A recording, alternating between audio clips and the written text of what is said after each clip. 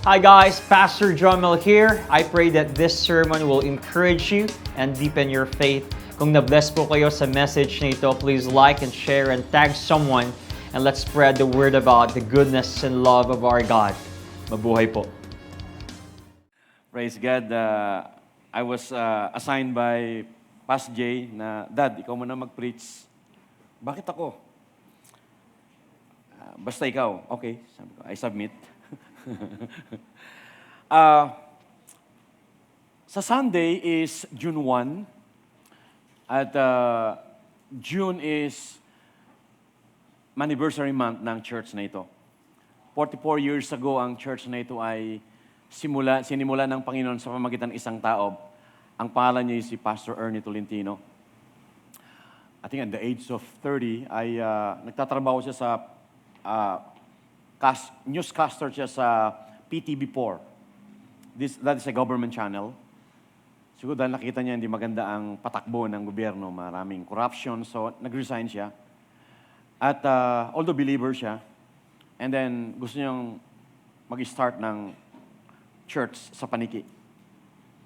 At along the way ay nagkaroon siya ng heart attack.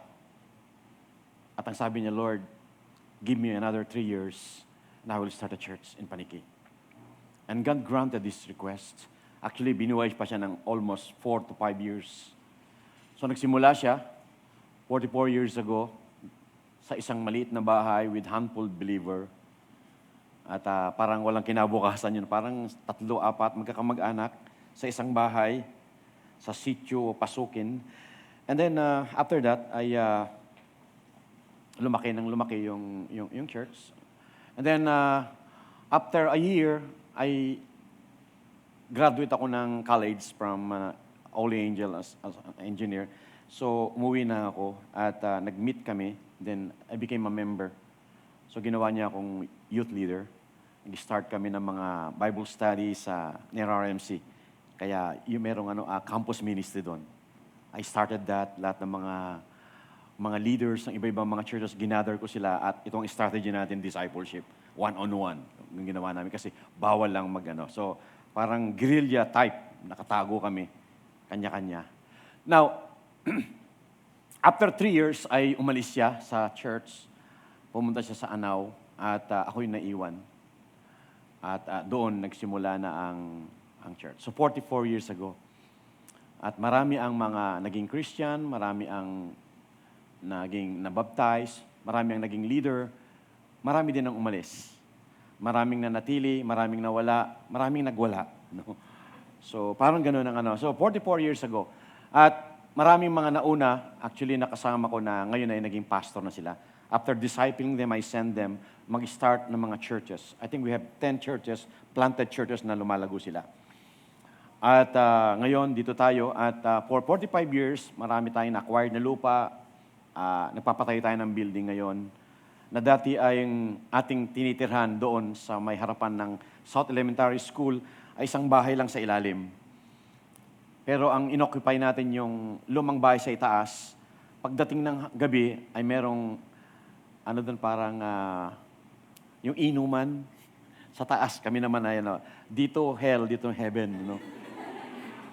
So nag-pray kami ngayon na Lord, sana mawasak na yun, mawala. After 1 month, nawala. Nag-away-away sila. So inoccupy namin ng ilalim. Tumira ako sa itaas. Yun ang pinakabahay ko sa ilalim ang aming. So, ganun nangyari. At nag-pray tayo ng ganito, nagkaroon ng building, etc., etc. May nag-donate ng lupa, tapos pinatayo natin yung building. Wala pa kayo noon. Liniligawan pala ng nanay niyo yung tatay niyo. At ang iba ay pinagbubuntis siguro, whatever. Pero gusto ko sabihin na ganito, after 44 years, maraming mga naging leader, naging pastor. Ang iba ay nagpunta na ng Amerika, ang iba ay namatay. Ako yung nag-dedicate sa kanila, ako nag-baptize, ako nagkasal, ako rin naglibing. Grabe yan. So, ganon. At praise God, kayo yung mga next generation. From Abraham, si Pastor Tolentino, kami yung mga Isaac. Tapos sa Isaac, may mga pastor ako, may mga Jacob sila. At ngayon, nandun tayo sa tinatawag natin yung 12 tribes.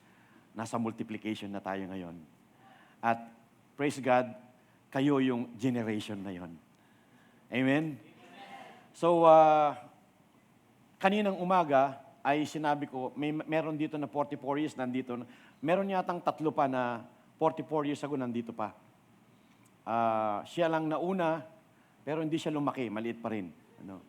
Pero malaki ang puso niya para kay Lord. Amen? So, ang maganda rito, may dumarating, people come and go, but the work of God must go on. Amen?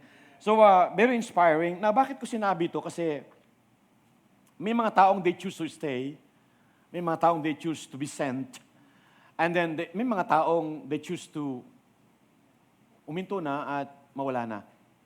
Kaya maraming saya, pero minsan may lungkot din. Bakit? May mga kilala kong taong sobrang active noon kay Lord. Pero hindi ko na nakikita sa church. Siguro kung bibilangin ko lahat ng mga ganito, baka meron na tayong mga, masasabi kong mga nasa 6,000 to 7,000 na. Pero talagang ganun eh. People come and go. Minsan sila yung mga naging leaders ng youth, board member, church chairman. Pero ngayon, wala na sila, parang nadapa at hindi na bumalik. Nakakalungkot yun, di ba? But that's real. Kasi even the strongest at yung pinakamatagal na member ng church, they stumble. Pero ang magandang, importanteng tanong natin is this, papaano sila nawala? At papaano sila, kung sakaling sila'y nanlamig, papaano sila babangon? At kung sakaling tayo naman ang matumba, paano tayo babangon? That's very important. Ngayon, last Sunday, tinalakay ko sa umaga, ang case study namin ay si Tomas. At si Tomas, tinignan natin yung mga sintomas, ni Tomas, mga sintomas. So tinignan natin kung paano siya nahulog, paano siya sinalo, paano siya resuscitate ng Panginoon at muli siyang nabuhay at sa kanyang pananampalataya. And then now, let's take a look si Peter. He was the boldest disciples, pinakamatapang. The one who swore loyalty and yet denied Christ 3 times. So what happened to him? At kung paano siya rinestore ng ating Panginoon. Ang theological truth ay ganito. Even the strongest can stumble. Pastor, imagine si Peter, pinakamalapit, pinakamatapang, pero bumagsak pa rin. Peter was not just a disciple, he was a disciple of Jesus. And he was renamed, ang dating pangalan ni Peter ay Simon. Ang ibig sabihin ng Simon ay buhangin, madaling mabasag. So, he was renamed as Peter. Ibig sabihin ng Peter ay Petros. Sa Greek ay the rock. It's a prophetic picture of stability. Pero, tandaan natin, kung rock siya, even rock cracks. Kahit ang matigas kang bato, pwede kang mag-crack. He was in Matthew 14, siya yung unang disipulong naglakas loob na maglakad sa tubig. Sa Matthew 16 naman, siya rin yung unang disciple nagsabing, "You are the Christ, the Son of the living God." But in Matthew chapter 26, bago mag-end ang Matthew, siya rin yung nag-deny kay Kristo because of pressure. May mga feelings tayo kung isa dahil matagal na tayo. Sa tingin natin, hindi na tayo matutumba. We are not susceptible. Parang meron tayong temptation-proof, bullet-proof na parang hindi tayo tatamaan. Yung parang sasabihin natin, Lord, ako to. Hindi mo ba alam ako'y disciple ni Pastor Jay at mayroon na akong matumba. Baka si Satan pang patumbahin ko eh. Parang ako, siguro yung iba pero ako hindi. Leader na ako, Lord. Tagal ko na dito. Nag-lead ako eh. Di ba? Hindi na ako babagsak. Di ba? Meron tayong ganun. Pero minsan, ang kalaban natin ay hindi yung kalaban natin. Ang pinakamalaking kalaban natin, kasi sa ito, i-rebuke lang natin siya eh. Pero ang pinakamalaking kalaban natin, yung sarili natin. I-rebuke mo ang sarili mo, di ba? Minsan, yung sarili natin because of kapabayaan, kayabangan, kaba, kaginhawaan, o maaring kaibigan. Yes, kahit ang mga tinawag ay pwedeng madapa at bumagsak. Kaya, yung rock, the loudest disciple, bumagsak din siya. Kaya itong pwede nating isipin, baka tayo rin. Sabi sa iyong katabi, baka ikaw rin. Sana wag ikaw ang next. Pero here's the truth. Nung bumagsak si Peter, failure is not final. Failure is not fatal. And failure is not your future. Failure is full of favor. Because at the end of the day, Jesus will rewrite our stories. Because He is the editor and director ng buhay natin. Kahit parang sa una, bagsak tayo, hindi maganda, pero at the end of the day, aayusin ni Lord yan. Kaya, sa katapos-tapusan, ikaw pa rin ang bida. Amen? Palakpakan natin si Lord. Now, our topic today is about Peter, from failure to faithfulness to fruitfulness. A story of redemption, restoration, and revival. Hindi nyo napapansin, si Kristo meron siyang 12 disipulo, pero parang ang spotlight ay na kay Peter, John, Thomas, at saka si Judas.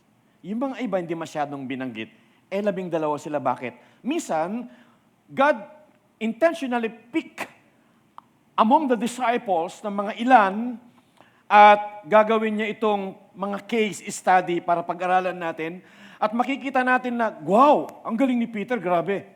Wow, napaka-prominent niya, napaka-pivotal leader niya, napaka-passionate niya. Pero, biglang bumagsak. Ngayon, kumukuha siya ng mga taong ganyan at para pag-aralan natin. Intentionally sinulat niya rito. Para sa ganon, number one is creating a pictures in our mind, number one, to remind us na kahit gaano tayo kagaling kahusay, we are frailty. Tayo pa rin tayo. Sabi ng Bible, we come from the dust. Galing tayo sa lupa. At gaano ka kalakas, gaano ka kaganda, kaputi, kalaki ng kayong katawan, isang araw tatanda ka, manghihina ka. At gaano ka spiritual, isang araw, babagsak ka. It reminds us that we are not yung something na forever na malakas. Number two, it reassures us na kahit bumagsak tayo, nandun pa rin ang kamay ng Panginoon. Amen? And then number three, pinapakita ng Panginoon, it reveals God's goodness sa ating mga buhay. Peter, sabi ko nga, was a passionate, prominent, and pivotal leader among Jesus' disciples. Yet, he fell. His story is a mirror of many believers today who, despite closeness and commitment and loyalty, still, they stumble. Now, let me share, mabilis lang, 6 deadly step ni Peter na he's not even aware na nandun siya. 6 na hakbang patungo doon sa bangin na kung saan ay babagsak siya. Na hindi niya sinasadya, he's not even aware of, na isang araw nakita niya, ala, dito na pala ako. Number 1, pride. Yung feeling na hindi na siya babagsak. Pride. Feeling niya hindi na siya babagsak. Sa Luke 22 verse 33 to 34, Lord, ang sabi niya, I am ready to go with you to prison and to death. Sa Tagalog ay, Lord, ako, count on me. Kahit na dalhin ako sa Hague ba yun? Sa ICC, The Hague. Sasamahan kita at kahit na mamatay ako, handa ako mamatay para sa'yo. Ang sabi ng Panginoon, Peter, before the rooster cracks today, you will deny 3 times that you know me. Ito yung pride niya, nagdala ng yabang niya. So, ang tawag dito, self-sufficiency. Self-sufficiency. Feeling ni Pedro, kaya niya kahit walang tulong si Kristo. Meron tayong minsan gano'n na feelings na kahit wala si Lord kasi nag-prepare naman ako, kahit wala si Lord kasi meron naman akong partner, kahit wala si Lord, okay, no. Kalaging kasama sa equation ng Panginoon. Kahit anong gagawin natin, kahit handang-handa ka na, marami kang pera, prepared ka na, may masteral ka, parang na-memorize mo na lahat, okay na ako. No, hindi ka pa rin okay. Hanggat wala sa equation ng ating Panginoon. Piling ni Pedro, kahit wala si Lord, kakayanin niya. Peter believed, itong paniniwala ni Peter believed that his loyalty was stronger than temptation. Yung kanyang pagiging loyal kay Kristo, tingin niya, dahil loyal siya, temptation proof na siya, hindi na siya babagsak, hindi na siya susceptible. Pero hindi.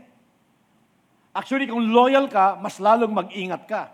Kasi yung loyalty mo ay magiging pride mo kung hindi ka aware. Sabi ng Proverbs 16:18, pride goes before destruction. Actually, Jesus warned him. Pero dinahan niya sa tapang. Sabi niya, Pedro, hindi. Makikinig ka, Pedro. Bago titilaok ang manok, sabi niya, i-deny mo ako. Hindi ka, Lord naman. Kang ganyan, Lord.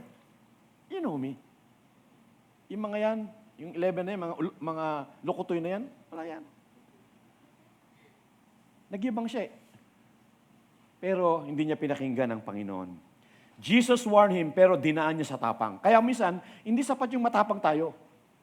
Kailangan yung tapang na kasama natin ng Panginoon. Amen? God's warning are invitations to humility. Kapag winawarningan na tayo ng Panginoon through our pastors, leaders, bro, wag muna yan, wag yan. Hindi, kaya ko yan. Pag may warning, parang sinasabi, slow down ka lang, reflect, retreat, and make a resolution. Just be humble. Tandaan natin, Judas fell with a kiss. But Peter fell with overconfidence.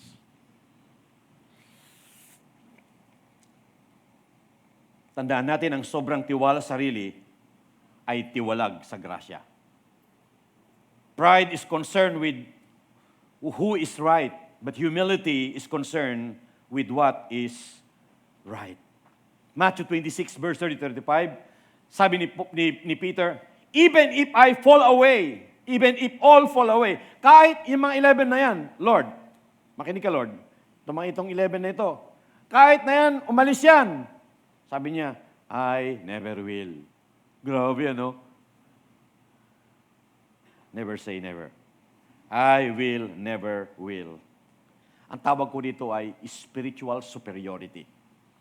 Spiritual superiority. Ang tingin niya, mas loyal siya kaysa sa ibang disipulong hindi nagsasalita. So may ganun tayo eh. Pag hindi nagsasalita, mas spiritual ako rito eh. Di ba? Peter was sincere but sincerely wrong.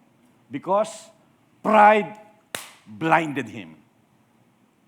The moment you think, hindi ako katulad nila, you are already halfway to failing. Pag sinabi mong, hindi ko katulad yung mga yan, iba ako eh. Mga yan, mga third class, yan ako second class. Ikaw second class ka, pero ako first class. Pero pag sinasabi mo yon, nasa kalagitnaan ka na ng pagbagsak. Ang sabi ni R.C. Sproul, one of my favorite theologian, the sin of pride is very subtle because it hides behind your best intention. If this is you, may intention ka. And your intention is best, pero sa likod ng inyong intention is pride. Kaya hindi mo naaamoy, hindi mo na-discern. Kasi ang naririnig at nakikita ng mga tao, ganda ng intention niya. Pero sa likuran niyan, akong nag-isip dyan, ako dyan. Papalakpakan ako dyan. Lord, di ba? May ganun tayo. So behind that good intentions, there is pride.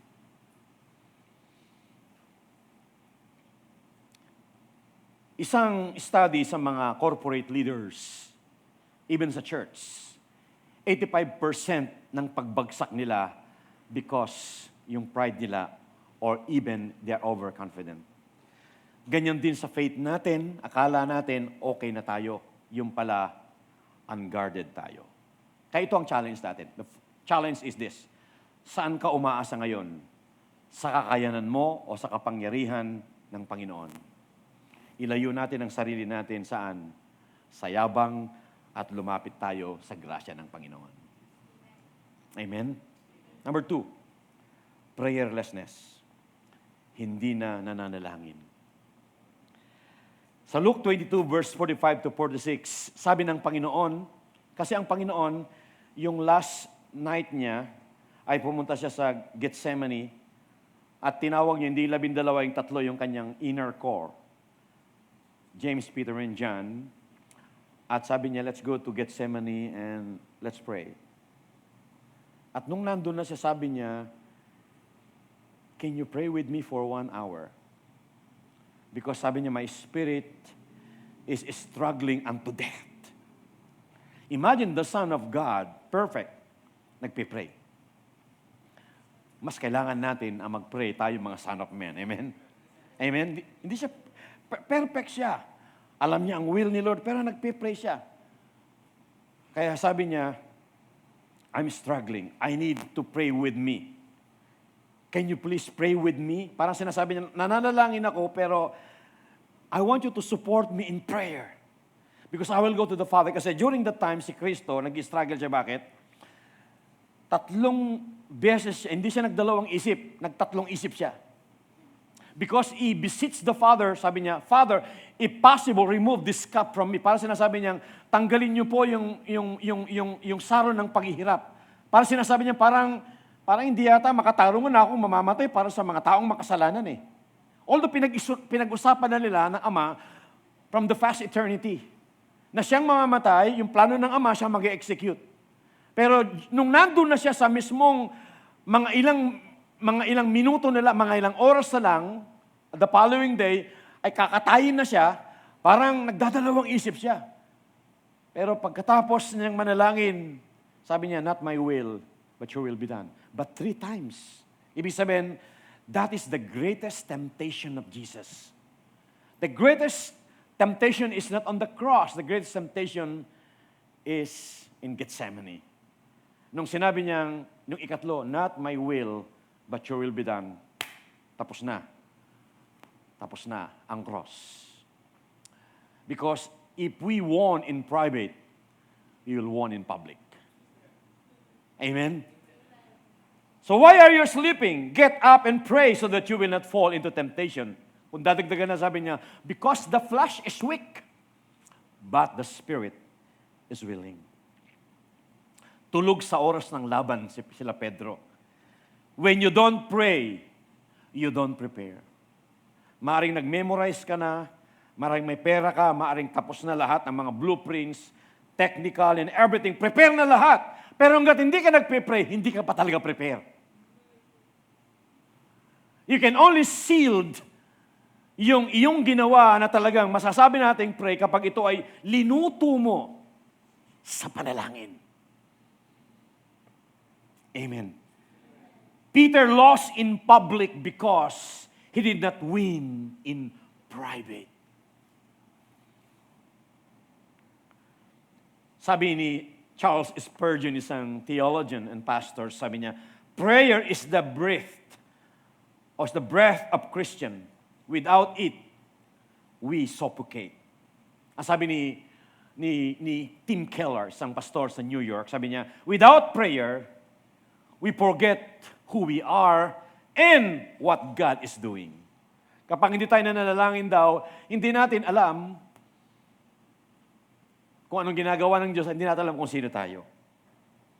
Ayon sa statistics, 45% ng mga Christians sa buong daigdig ang nagpipray lang ng everyday. The rest, 65% or 55% are not really praying. They are only playing. Matthew 26 verse 40 to 41, sabi ni Jesus, could you not watch with me for 1 hour? Now, I'm very curious dito. Bakit sinabi niya, could you not pray with me for 1 hour? Ba't sinabi, can you not pray for me with in 10 minutes, okay, 30 minutes? Now, I believe every time you spend a prayer in 1 hour, something is happening. May nangyayari kapag nanalangin ka ng 1 oras. Pagkatapos manalangin ni Kristo ng 1 oras, nagkaroon ng victory sa cross. Si Kristo nag-submit sa Ama. Sige, ako na talagang mamamatay. Dito in-encourage tayo na we need to spend more time in prayer. If you can browse for 2 hours, browse lang, hindi mo alam, gabi na pala, alas 2 na pala. Makikita natin, wala namang kaugnayan sa ating pag-aaral, sa ating relationship, sa spiritual life natin, then why not spend time more in prayer? Amen? Walang disiplina sa panalangin. You cannot stand strong without kneeling often.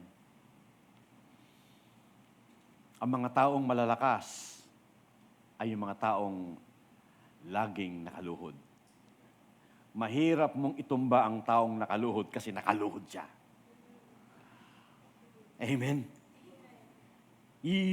Are you fighting spiritual battles with no ammunition? Minsan, pag Kristiyano ka, hindi ka nanalang, parang isa kang sundalo pupunta ng gera, pero wala kang sandata. Nagpapakatapang ka, pero tandaan nyo, prayer is not only preparation for battle. Prayer is the battle.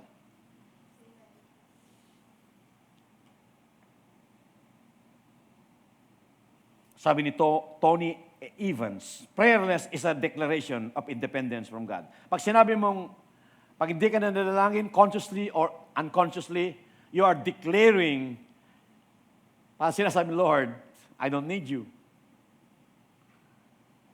Kaya may kasabihan, persistent prayer produces permanent power. That's a 5P. Persistent prayer produces permanent power. Amen. No prayer, no power. Ito ang challenge. Kumusta na ang prayer life mo, kapatid? Kung laging phone ang hawak mo, kailan ka hawak ng pananampalataya? Sa panalangin. Amen? Number 3, passivity. Yung pagiging passive. Bakit? Si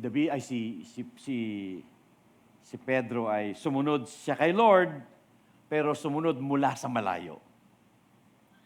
Sabi ng Luke 22 verse 54, Peter followed at a distance. Nung hinuli ang Panginoon, lahat yung 11 disipulo ay nagkanya-kanya ng takbo sa karimlan. Nagtago sila kasi ayaw nilang sila'y hulihin. Pero si Pedro, bagamat tumakbo siya, nung habang hawak si Kristo, tinitignan niya si Kristo, sinusundan niya. Sumusunod siya kaya lang malayo. At doon siya bumagsak. Dahil malayo siya, nakipag-fellowship sa mga bystander. At doon tinanong siya, di ba ikaw si ano? Doon niya dininay ang Panginoon ng 3 beses. Peter followed the distance. Why? Distance leads to detachment. Pag malayo ka kay Lord, halimbawa may sinusundan kayo. Sinusundan ko kayo. Pag malayo ang pagsunod ko sa'yo, pag bigla kayong lumiko, hindi ko alam kung nasaan na kayo. Dapat tutok ka lang. Sa likod ka lang. That's why proximity matters to Jesus. Amen. Hindi siya nawala. Actually, hindi nawala si Pedro. Pero malayo ang puso. Maring hindi kayo nawala, dumadalo kayo. Maring hindi kayo nagwawala, pero malayo ang puso ninyo. Wala yung puso nyo sa ginagawa ninyo. Ang pagiging malayo kay Jesus ay unti-unting pagpapalayo sa puso mo sa Kanya. Tandaan natin ito, no? Naniniwala ako, walang Kristiyanong sinasadya niyang magkasala.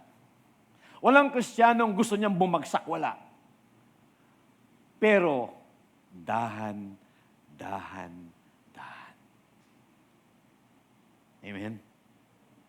Siguro nabasa niyo na yung eksperimento na papaano iluto yung palaka, di ba? Pag yung palaka linagay mo sa isang kaserola, lutuan, lagyan mo ng mainit, pag nilagay mo doon, lulundag agad yun kasi mainit eh. Pero ang gagawin nila ay lalagyan ng malamig na tubig, ilalagay siya doon, okay lang siya, hindi siya alis. Pero dahan-dahan, pinaapoy mo yung stove, medyo umiinit ng konti, tapos nag-a-adapt yung katawan niya. Mamaya-maya kumukulo, hindi siya makapag-decide. Hindi siya makalundag, yun, pulutan na siya. You see, ang way ni Satan is dahan-dahan. Wala mo ng prayer, no word, no Sunday service. Konti-konti. Konti-konti. Dahan-dahan. Amen? Mamaya-maya, wala ka na. Discipleship requires closeness, not casualness. At the greatest threat to your faith is not denial, but distance. Ang pinaka-threat sa ating pananampalataya, hindi yung i-deny mo si Lord, kundi yung nasa distansya ka. Actually, kaya niya dininay si Lord kasi nasa distansya siya. Akala niya hindi alam ni Lord yung gagawin sa kanya. He was watching, but he is not participating. Marami mga Kristiyanong nanunood lang, pero hindi kasali. Kung kasali man siya, sabi namin ng mga bata, saling pusa. Amen? Now, itong challenge, malapit ka pa ba kay Jesus o nanonood ka lang mula sa malayo? Don't just be near in attendance, be near in affection. Maring nag-a-attend ka pero wala na yung puso mo. Mahalaga, nasaan ang puso mo? Do you still have that affection in your heart? So ang challenge natin is, yun, malapit ka ba kay Jesus? O nanonood ka na lang mula sa malayo? Patingin-tingin, pa-amen-amen, maganda, we participate. We get closer to Jesus. Number 4, people-pleasing. Takot sa rejection.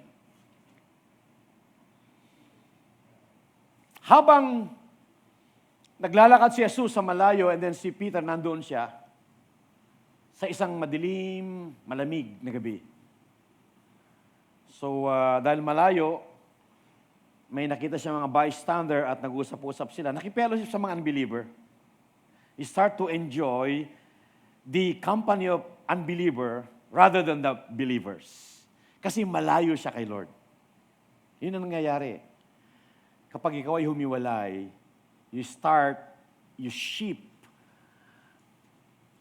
your attention and affection to the people around you.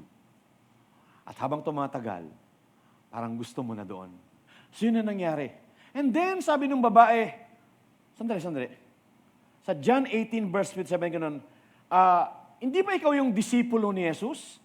Nakikita kita kasama. Actually, ikaw pa yung leader eh. Di ba taga-Galilean ka? Kasi mga Galilea, may punto sila eh.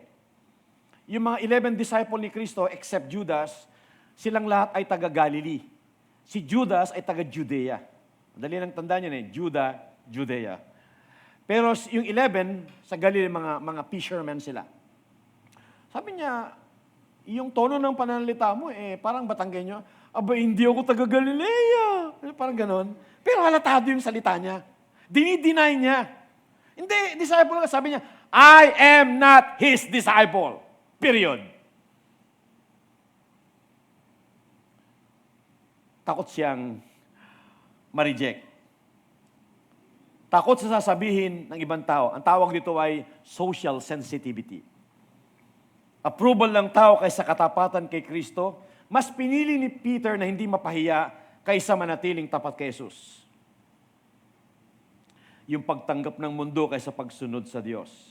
He want to blend in and fit in rather than to stand out in the midst of the unbelievers. Ang sabi ni Lao Tzu, isang military tactician and philosopher, ang sabi niya, care about what others people think. Care about what other people think. And you will always be their prisoner. Kapag iniisip mo palagi ano sasabihin ng tao, kailangan ilagay ko ito para maraming mag-likes, kailangan gamitan ko na ito para ang dami mag-likes. Gusto natin yung expectation, ayaw natin na may sasabihin ng tao. Kaya kung minsan, nagkukunwa tayo. Self-protection. Mas pinili ni Pedro ang seguridad kaysa pagsunod. Peter feared rejection more than he feared God. Maraming Kristiyano ngayon ang ganito. Bakit? Silent sila sa faith nila. Bakit? Kasi baka mabash sila, makancel sila, or sila ay itag na napaka-radical mo naman. No, hindi mo ganun? Kaya ayaw natin. Sabi ni John MacArthur, ganito, fear of men will silence even the loudest loyalty. Kapag may takot ka raw, kahit na ikaw ay ikaw ay vocal sa iyong loyalty kay Lord, dahil sa takot, mananahimik ka.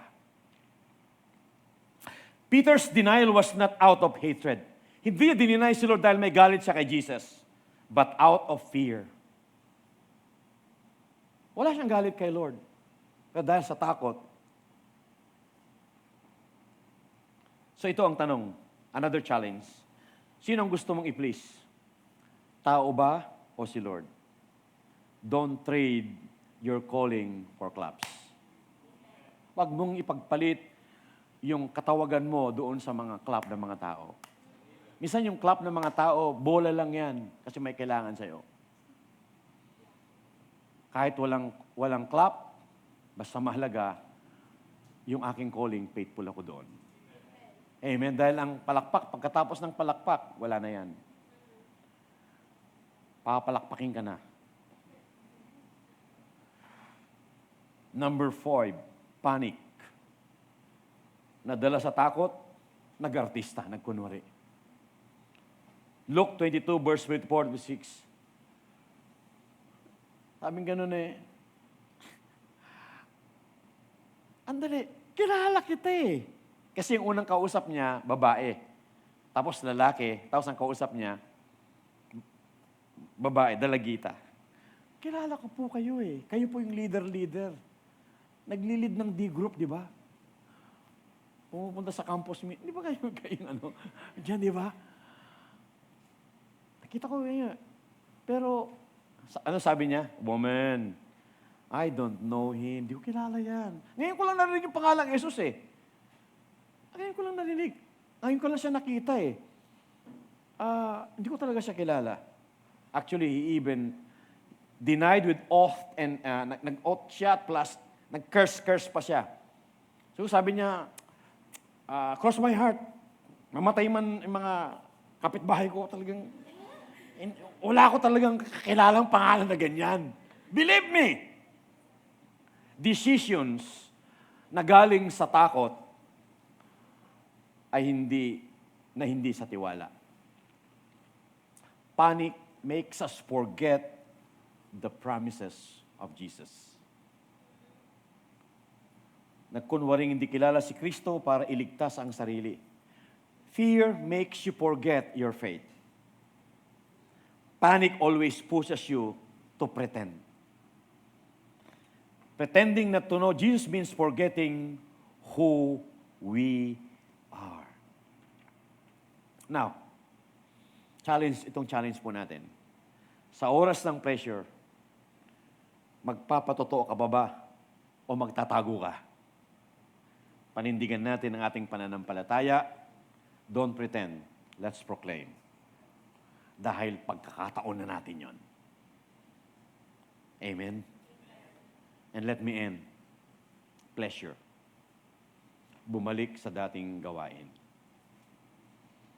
Kasi pag sinabi nating pleasure, ito yung dati mong ginagawa na iniwanan mo.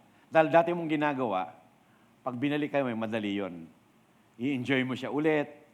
At walang ka-effort yung ginagawa mo kasi dati mo siyang ginagawa, kahit tinawag natin pleasure. Bumalik siya sa dating gawain. John 21 verse 3. Sabi ni Peter, I'm going out to fish. Simon Peter told them. Now,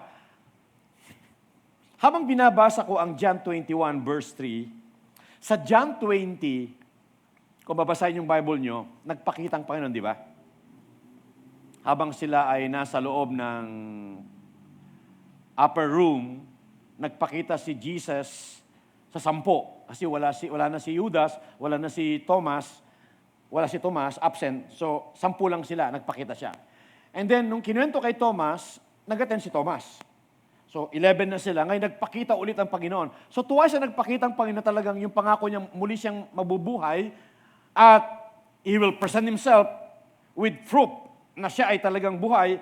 Pero mapapansin nyo, nagpakita na nga ang Panginoon at muling nabuhay at testify yung kasi nung pinuntahan ni Pedro dahil sinabi ng mga Maria na nabuhay si Kristo kasi sinabi ng anghel plus tinignan niya, inimbestigan niya, wala na nga yung patay. So ibig sabihin, alam niya si Kristo ay totoo, alam niya muling nabuhay, pero bakit pagdating sa 21, bumabalik pala siya sa dati? Yan ang magandang tanongin natin Bakit nandun na si Kristo? Actually, He breathed them. Peace be with you, and then He breathed them. And they received the Holy Spirit. But after that, still, what in the world, bakit si Peter ay gusto niya pa rin bumalik sa dating buhay niya? Kasi noong bago siya magkakilala ni Kristo, dati na siyang fisherman. And then, na-encounter niya si Lord, nakita niya yung miracle ni Lord, nakita niya yung lordship ni Kristo, nakita yung deity ni Kristo, sabi niya, Lord, we will follow you. And then sabi ng Bible, pagkatapos silang makakuha ng maraming mga isda, they saw the blessings. Then sabi ng Bible, sa Luke chapter 5, and they left everything, and then they followed Jesus. Pero, pagkatapos niyang bumagsak at dinenay si Kristo, bumalik siya sa dati. Yun ang epekto minsan kapag nanlalamig tayo, nangihina tayo, makikita mo ang isang tao pag nanlalamig, bumabalik sa dati.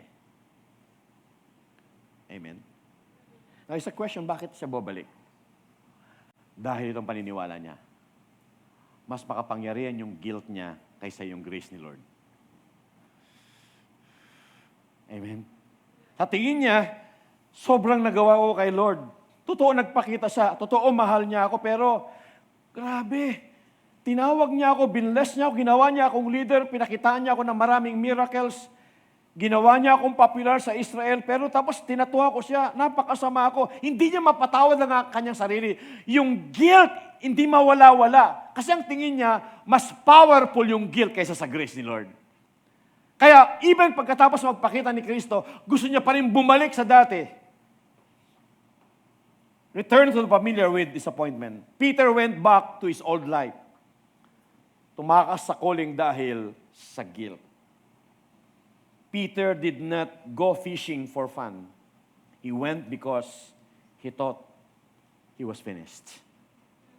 Tingin natin, pag yung bumagsak tayo, parang tapos ng mundo ko, tapos ng karir ko, tapos ng relasyon ko, wala na, Lord. Dahil wala na, balik na ako sa dati. Yun ang mundo ko. Then I take pleasure of that. Peter returns to fishing was not rebellion, but resignation. Amen? Nagkaroon ng lamat sa puso niya. Nawala yung tiwala niya sa kanyang sarili, yung kanyang vision, na-divide, na-depress siya. Linamon siya ng guilt sa paniniwala niya. Nagkaroon ng maraming scars sa buhay niya. No, merong ako nabasa sa isang magazine sa Japan. Meron silang tinatawag na yung kintsugi. Madaling tandaan. Chinugi, parang gano'n Kintsugi. Kapag merong mga malalaki mga porcelain at nabasag ito, na mamahalin, ang kanilang goal ay hindi ibalik muli sa kanyang original na mukha at palabasin na walang crack. Ang ginagawa nila, yung bawat crack, hindi natatanggalin yung crack, nandun pa rin yung crack, pero yung crack ay lalagyan nila ng mga gold. At kaya yung magiging end na tsura nung jar ay mas artistic, mas maganda, paglagay mo sa market, mas mahal siya. How's the point? God will not remove our scars. He will not cancel our scars. He will redeem our scars. Amen. Yung mga crack natin, yung mga scars natin, hindi tatanggalin yan. Yung scars ay magiging sermon natin. Yung mga test natin ay magiging testimony natin. Amen? Amen. Kaya pag may nakaraan kang pangit, wag mong ikahiya. Actually, pwede mong gamitin niya na testimony. Ito ako dati, pero sa biyaya ng Panginoon, grabing ginawa niya sa akin. Para may comparison. Amen? When faith feels hard, comfort becomes tempting. Ito ang challenge. No? May mga dating gawi ka bang binabalikan na hindi na dapat? Don't settle sa dati. Step into your destiny. Don't be stuck up sa dati. Kung saan ka bumagsak, doon ka itatayo ng ating Panginoon para mag-move on ka at marating mo yung iyong destiny. Amen. Palakpakan natin si Lord. Thank you, Jesus. Now, here's the question. Here's the question. How to rise after a fall. Paanong tatayo? Kasi hindi pa tapos ang istorya ni Peter. Amen? Yung tinignan natin, yung palang yung pagbagsak niya eh. Paano yung pagtayo? Kung merong pagbagsak, merong pagtayo. Pag merong guilt, merong grace. Kung merong past, may present. Amen? So how to rise after a fall? This is a good question. Hindi nagtatapos ang istorya ni Pedro sa kanyang pagbagsak. Rise. Number one is to repent sincerely. Yun ang unang step. Repent sincerely. Makikita natin ito sa Luke 22 verse 62. He went outside and wept bitterly. Pagkatapos na i-deny ni Peter si Kristo ng 3 beses, tumilaw ang manok. At nung tumilaw ang manok, narinig ni Lord yung manok, narinig ni Peter yung manok, at naalala ni Peter yung warning ng Panginoon sa kanya, before the cock will crow, you will deny me. Sa isang madilim na gabi at malimig, yung kanilang dalawang mga mata ay nagsalubong at nagtinginan sila. Tinignan ni Kristo si Pedro. Tinignan niya, tinitigan niya. But that eyes is not the eyes of condemnation, but saying, Peter, I still love you. Very silent but very profound and powerful looks. A looks of love. Peter, I forgive you. No matter what. I told you, I love you. And in that, sabi ng Bible, and Peter wept bitterly. Ibig sabihin, kung nagkamali ka, accept it. Don't make cover up, no excuse. If you want to cry, cry. But never, never cover up. Yun ang ibig sabihin ng repentance. Isa tayo, sige, pinapatawad na kita. Sorry yung nagawa ko kasi ikaw sinisi mo pa. Pag humingi ka ng sorry, no more justification. Sige, sorry sa nagawa ko Alam ko masakit yun, pero ikaw kasi, napakadaldal mo Kasalanan pa nung pinaghingi niya ng sorry. When you ask sorry, just say sorry. No justification, no excuse, no cover up. Just cry and repent. That's it, period. Sabi ng Bible, he wept bitterly. Sinabi niyang, sakit nung ginawa ko kay Lord. Ang sakit-sakit talaga. Sorry, Lord. Sorry. Number 2, invite restoration. Invite restoration. Now, here's what happened. Tinatuwa ni Pedro si Lord. Pagkatapos niyang tinatuwa, in-invite niya yung 10, bumalik sa dating buhay, sa dating trabaho. Ibig sabihin, kinalimutan na si Lord. Kasi tingin nila, finish na.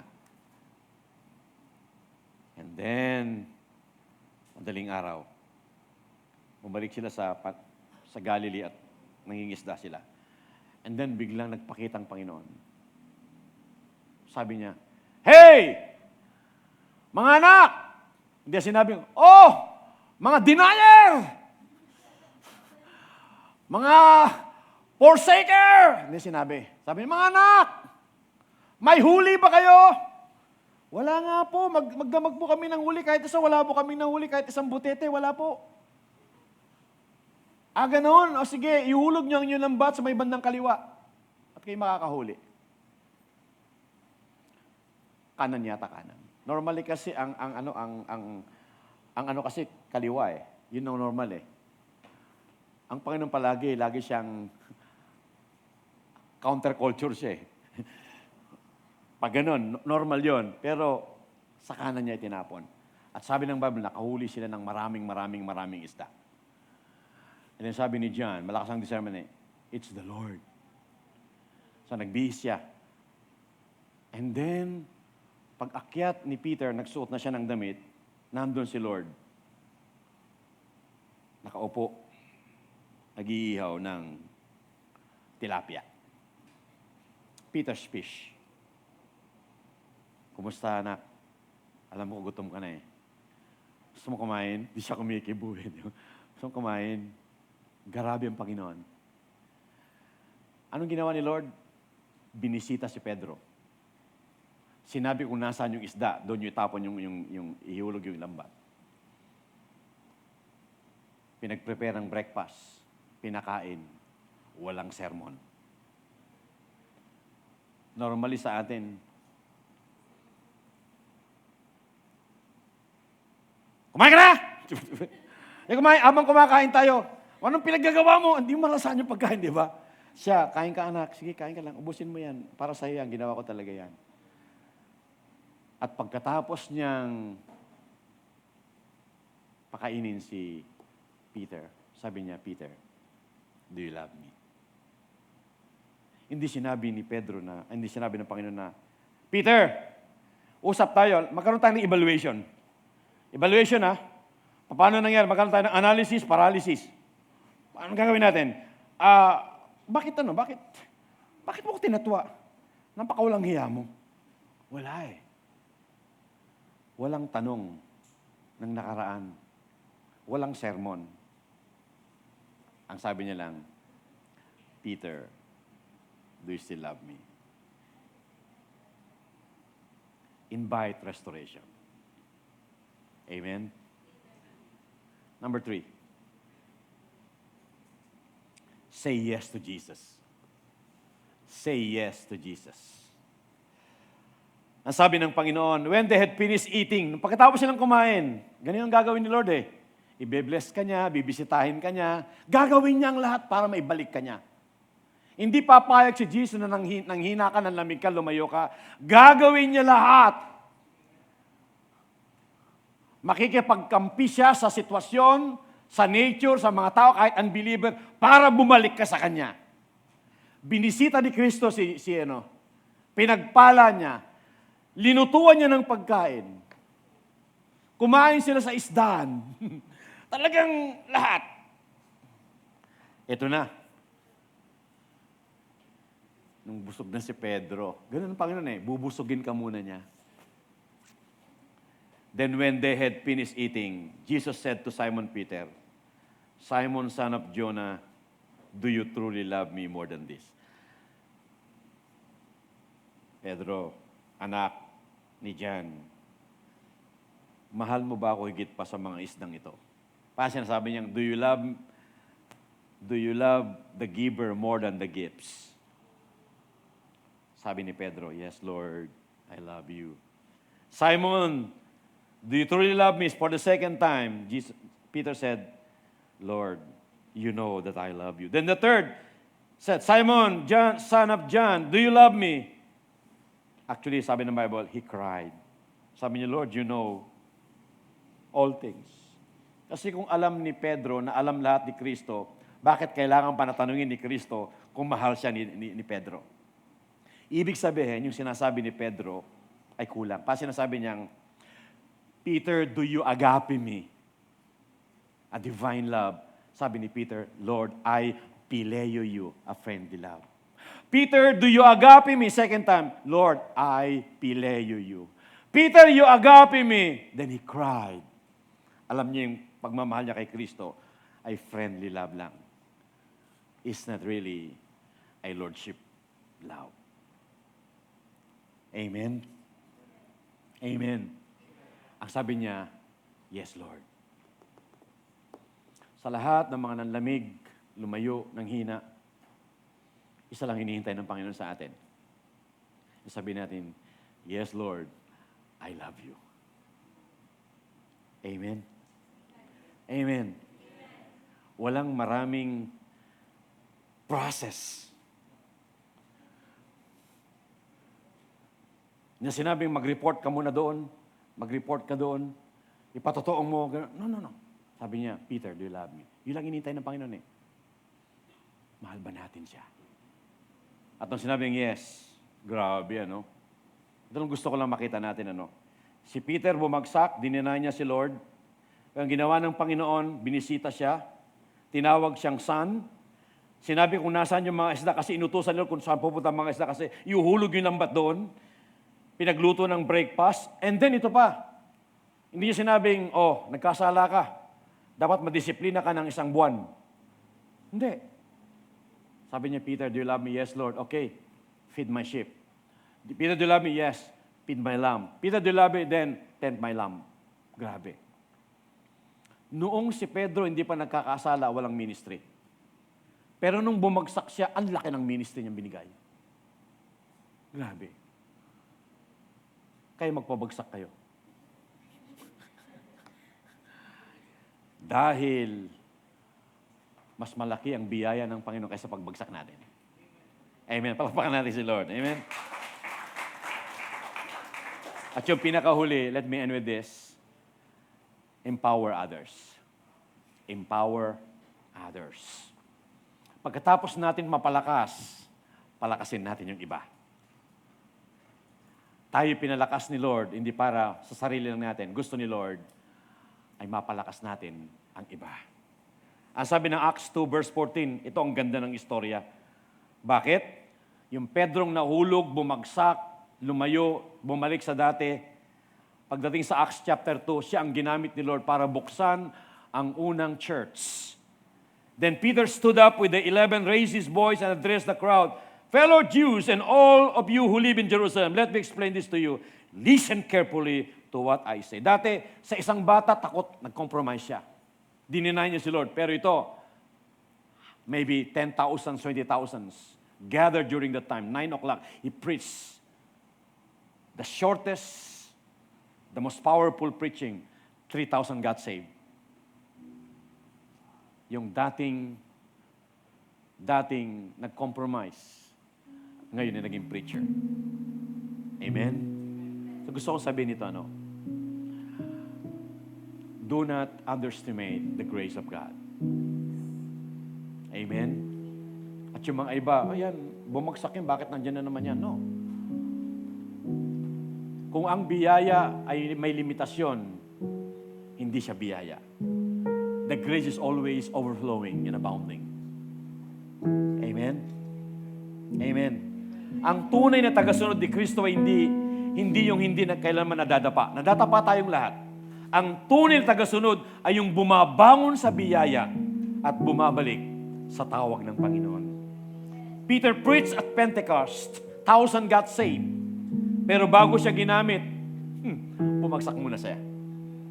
Pero ang kagandahan ng Diyos, hindi siya naghahanap ng perpekto, kundi ng pusong handang, Lord, gamitin niyo po ako ulit. Amen? Huwag kang manatili sa lugar kung saan ka bumagsak o nadapa. Magsimula ka ulit sa grasya ng ating Panginoon. God is not done with you. Pwede sabihin mo sa iyong katabi, God is not done with you. Amen? Pwedeng sabihin natin kay Lord ngayon, Lord, nadapa ako, nanghina ako, lumayo ako, pero gusto ko pa rin sumunod sa iyo. At gusto ko pa rin gamitin ako. Peter's restoration is a model for us all. Again, failure is not final. Ito sabihin natin, Failure is not final. Failure is not my future. Failure is not my finish line. In my failure, there is favor. Amen. He will look at you. He will love you. He will lift you. He will lead you again. The same voice na nagsabi kay Peter, Peter, you will deny me. The same voice, Peter, follow me. Kamay tayong lahat. Just praise the Lord. Hallelujah. This is how I fight my battles. This is how I fight my battles. This is how I fight my battles. This is how I. This is how I fight my battles. This is how I fight my battles. This is how I fight my battles. This is how I. This is how. This is how I fight my battles. This is how I fight my battle. This is how I fight my battle. This is how I. It may look like.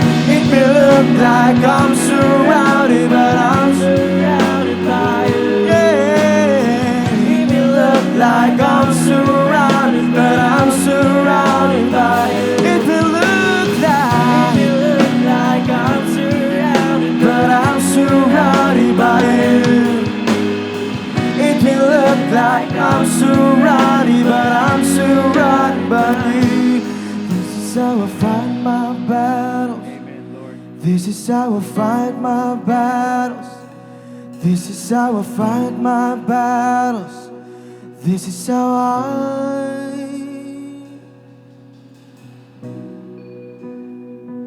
Tandaan natin, mga kapatid, kung merong guilt, merong grace. Kung merong past, merong present. Kung merong pagbagsak, may magtatayo sa atin. Kaya go lang tayo ng go. Tutulungan tayo ng Panginoon. There is no reason for us to retreat, but to go forward. Kasama natin ang Panginoon. Right now, habang kayo nakatayo, maybe you pray, Lord, give me your grace, Lord, abounding. Maaaring may mga past na parang tinga-tinga sa nakaraan mo, parang inahawakan niya ang present mo. Hindi ka makapag-move on. It's time for you to embrace the grace of God. Walang bayad. Walang limit. It's yours. The grace of Jesus. Yes, my failure, pero may favor. For you to become faithful and fruitful as a believer. You can pray right now. Pagkatapos ng prayer, then we will sing again. It may look like I'm surrounded, but I'm surrounded by you.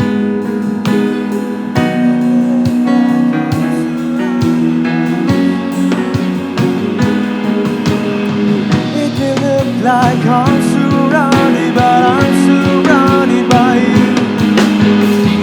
It may look like I'm surrounded, but I'm. This is how I fight my battles. This is how I fight my battles. This is how I fight my battles.